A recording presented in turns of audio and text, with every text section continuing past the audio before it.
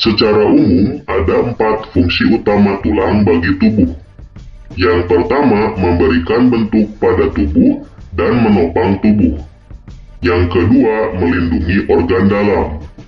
Yang ketiga, tempat menempelnya otot yang merupakan alat gerak aktif sehingga dapat menggerakkan tulang. Yang keempat, pada jenis tulang tertentu, tulang berfungsi sebagai tempat pembentukan sel darah. Sel darah dibentuk di bagian sumsum tulang, yaitu jaringan lunak yang terdapat di bagian tengah tulang. Apabila kita perhatikan, ternyata struktur tulang tidak halus, melainkan terdapat benjolan pada bagian ujungnya, berbentuk bulat serta terdapat titik-titik kasar pada bagian ujung. Terdapat lekukan, tonjolan, dan lubang. Masing-masing bagian ini mempunyai fungsi yang berbeda-beda. Lekukan dan tonjolan berfungsi sebagai tempat menempelnya otot. Lubang berfungsi sebagai tempat keluar masuknya pembuluh darah dan saraf. Permukaan tulang ditutupi oleh membran yang menempel dengan kuat.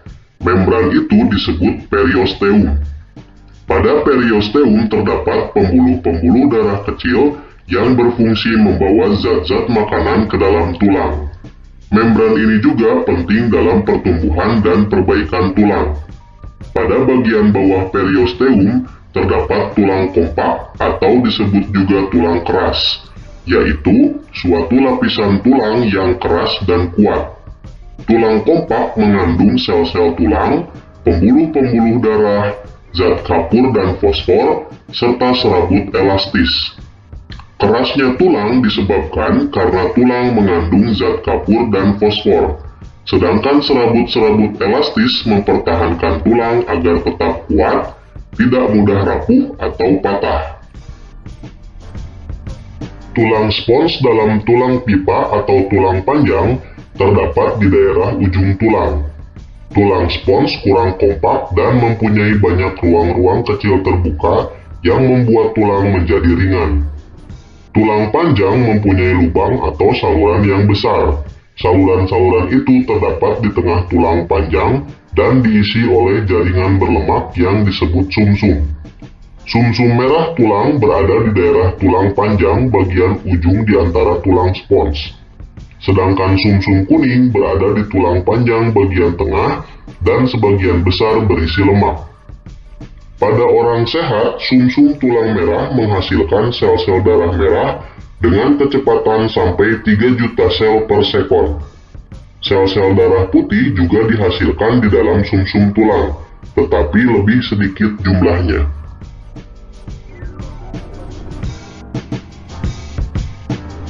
Ujung tulang panjang ditutup dengan suatu lapisan jaringan tebal, lunak dan lentur yang disebut dengan tulang rawan atau kartilago. Tulang rawan tersusun atas sel-sel yang dikelilingi oleh matriks protein yang dihasilkan oleh sel-sel tersebut.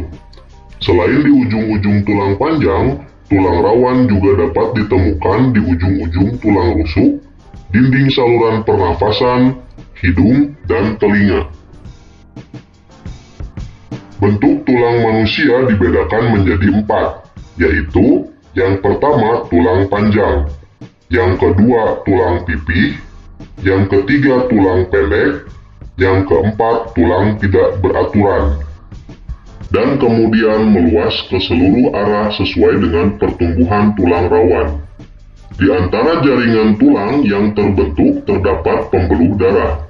Pembuluh darah ini akan membawa mineral seperti kalsium sehingga tulang yang terbentuk menjadi keras. Selain mengalami osifikasi, tulang juga mengalami fusi atau penggabungan. Pada saat baru lahir, jumlah seluruh tulang yang ada pada sistem rangka adalah 270 tulang.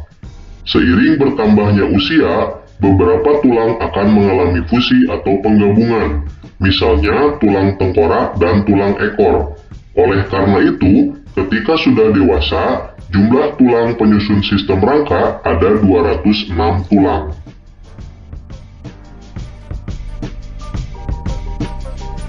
Sendi adalah tempat bertemunya dua tulang atau lebih.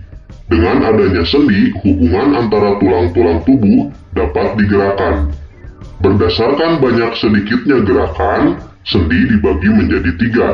Yang pertama ada sinartrosis, yaitu sendi yang tidak dapat digerakkan, contohnya pada tulang tengkorak.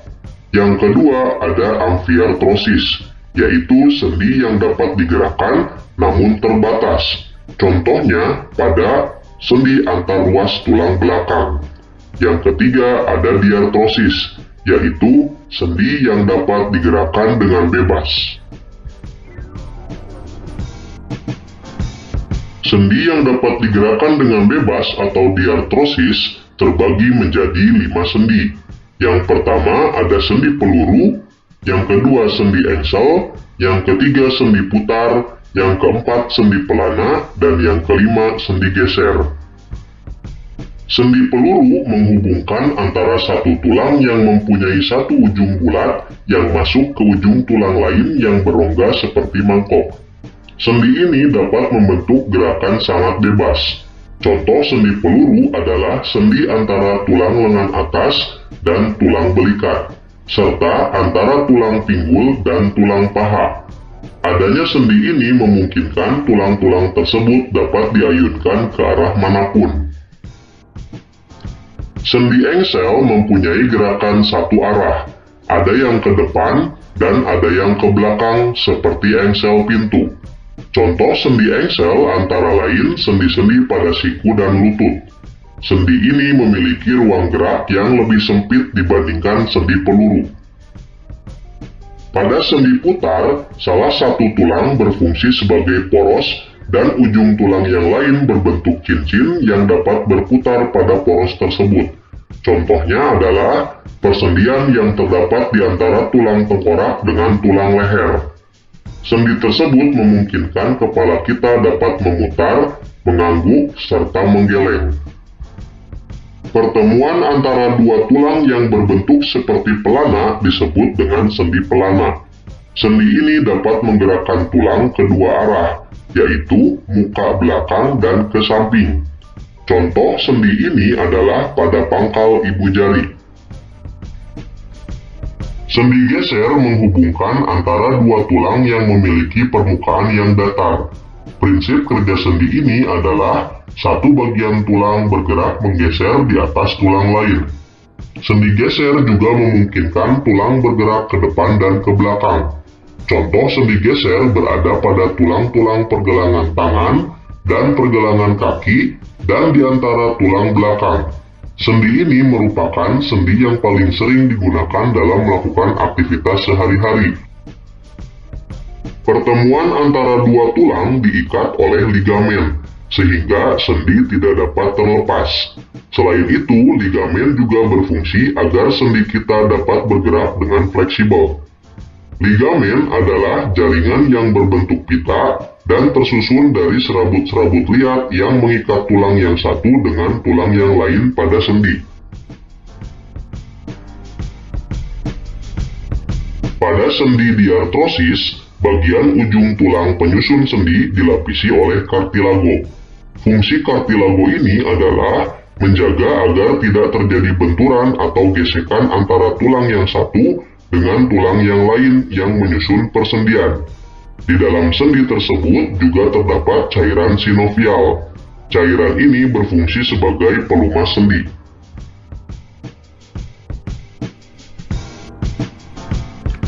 Tanpa otot, tulang dan sendi yang terdapat di tubuh tidak memiliki kekuatan untuk bergerak. Otot adalah penggerak bagian-bagian tubuh, sehingga otot disebut alat gerak aktif. Hampir 35 hingga 40% massa tubuh adalah jaringan otot. Setiap kali ada gerakan yang terjadi di tubuh, gerakan tersebut terjadi karena adanya kerja dari otot. Otot adalah jaringan yang dapat berkontraksi menjadi lebih pendek.